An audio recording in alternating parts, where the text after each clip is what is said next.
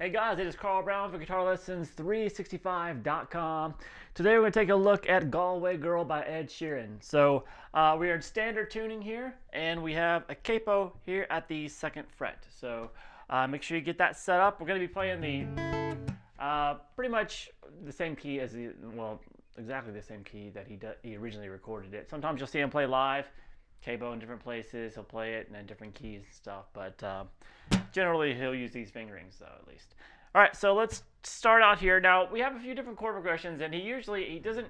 You can use a pick to strum this stuff, or you can use really what he does a lot, which is use the back of his nails.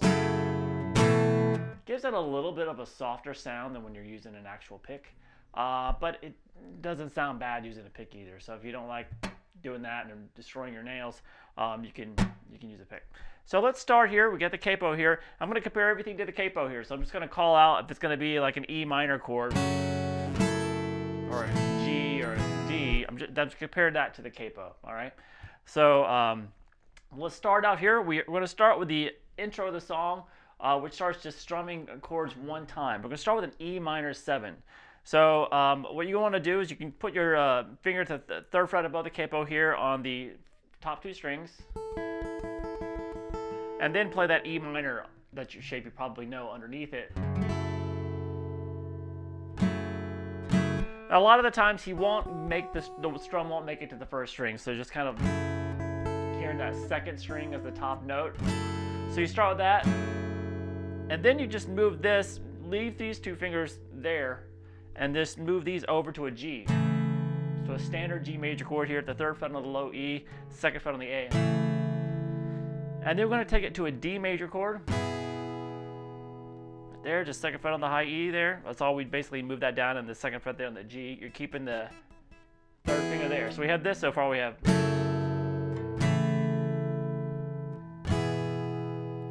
And then he goes back with the top 2 notes. It's the same here. And you're going to play a C add 9 chord. So all that really is you're just here, instead of looks like you played the G chord before.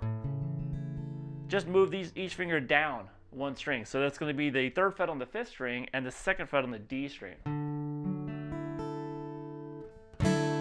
So those are the 4 chords you're going to be using pretty much the entire song. So in the intro though, it's the E minor 7 to the G and the D, and then back into the C add 9. Then we start over, but what he does here is he starts with the C add 9. So stay where you're at, and when he picks it again, he first has his 1st finger off the string, and then you hammer on the 2nd fret there, the D string. So we have, and then we basically replaced that E minor 7 we replaced it with here, and then down to the G, and then back to the D. Hit it again to end that part. So I'll go through them all really slow. E minor 7 to G to D, C add 9, and then do the C add 9 again. That little hammer on in there to G, then to D again, and hit that one more time and kill it. All right, and now we have where he really starts rapping in the verse. It's just the verse really, and he just hits each chord once, and then he kills it immediately. So just we're going to be doing the same chords, except for 1 A minor that we're going to throw in there. So you just hit it with the back of your nails, and then just lay your fingers on the strings there. Just kind of kill it with your right hand there. All right, so we have E minor first, E minor 7 that is, then to the G again, then the D. So it's the same chords so far. So it's the same as the intro. We're just killing each one. And then E minor, G, D. All right, so the first half of that first rap section or verse is.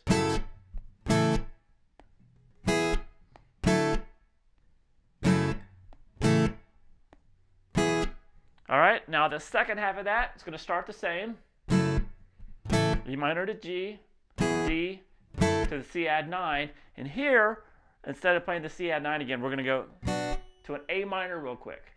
A minor, if you don't know that, it's 1st fret there above the capo. On the 2nd fret, second string, I'm sorry, first fret of the second string, and then second fret of the G string, and then second fret of the D with the open A string in there. All right, so the second time was the E minor to G to D to C add 9, then that A minor, then the G, and end it with the D once again. So all together for that rap section: E minor, G, D, C add 9, E minor 7, G, D. Halfway done. Now we start over again. E minor 7, G, D, C add 9, A minor, G, and then D. And that takes you into the pre-chorus section, which is a more strummed style, which sounds like this.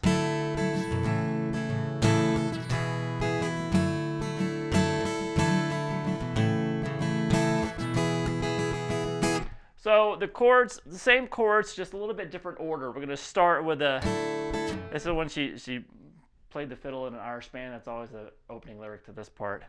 So from the C add 9, remember you just hold these two fingers up there for the most part. C add 9 to G to D, that's when you lift up your pinky, and then you put it back down to go back to the C add 9. So we have this so far.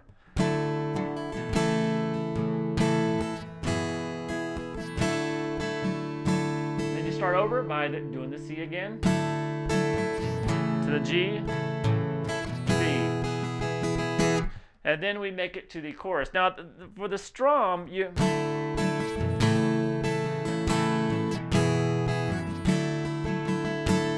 it's just an 8th note strum, so I'm just going like a down, up, down, up.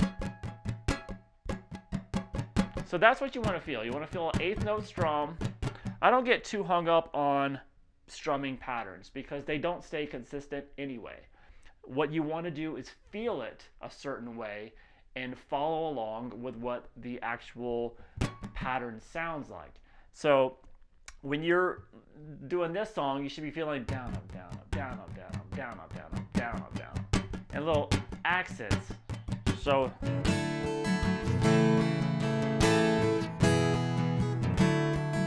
even if you hit it every time,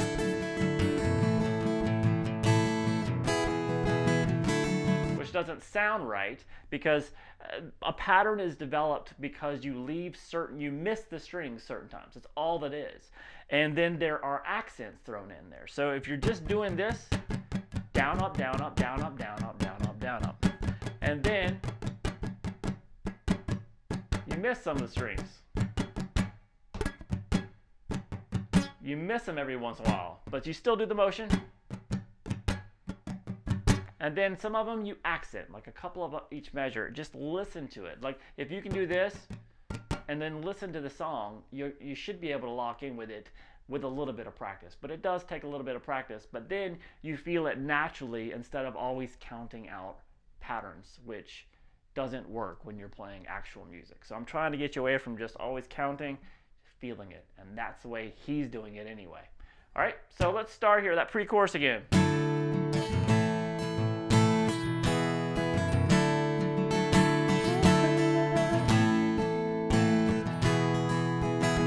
All right, now we get to the chorus, and it's just the same 4 chords repeated 4 times.